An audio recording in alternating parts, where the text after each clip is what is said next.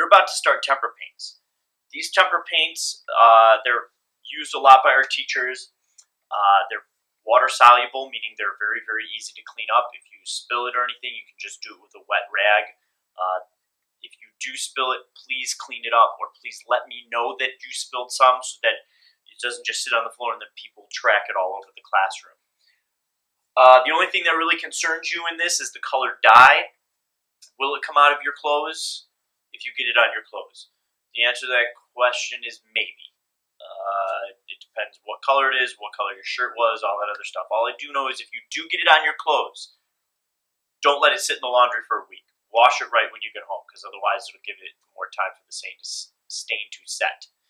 If you are concerned about your clothes getting dirty, there are aprons located in the front of the room. Everybody can have them. If you got your clothes dirty and you weren't wearing an apron, that is on you. That is not on me or anybody else. So, when you're going to use them, you just grab a paper cup, put the paper cup around the spigot. Don't do it down here and pump, because what happens sometimes is the paint will get dried inside of here, and then when you go to pump it, it's going to spray out a weird way. I've ruined clothes that way. So, take a cup, put it around the spigot, pump as much as you need, and go ahead and fill it up. Now, a little bit of this goes a long way. If you are filling your paper cup up more than halfway, you are wasting, because about half of a paper cup full of this stuff would cover your entire table. That's how much paint it would use. So don't waste it. The brushes are located here. You must put the brushes back in here when you're done. This is where you get them from.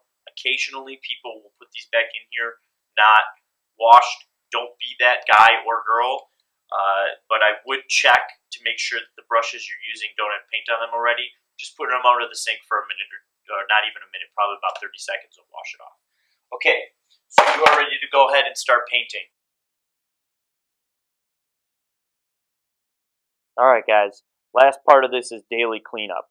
If you're going to look at this, you're going to see that I've got some paint right there, I've got some paint in the cup, and I've got my brush that has paint on it. Well, the first thing I'm going to want to do is take my paint. I know this sounds wasteful, but trust me, it's a lot easier.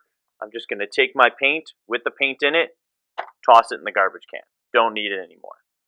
The next thing I'm going to do is I'm going to come over here, I'm going to wash off my brush. I'm going to put it underneath the water,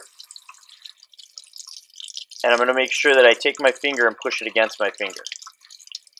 This works a lot easier with two hands.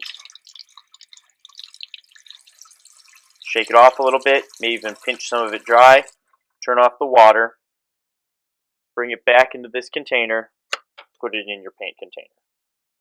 The last thing you're going to want to do is you're going to want to make sure that you clean up your area. I've got some paint on there. I'm going to want to make sure I just get a wet rag and I'm going to wipe it up.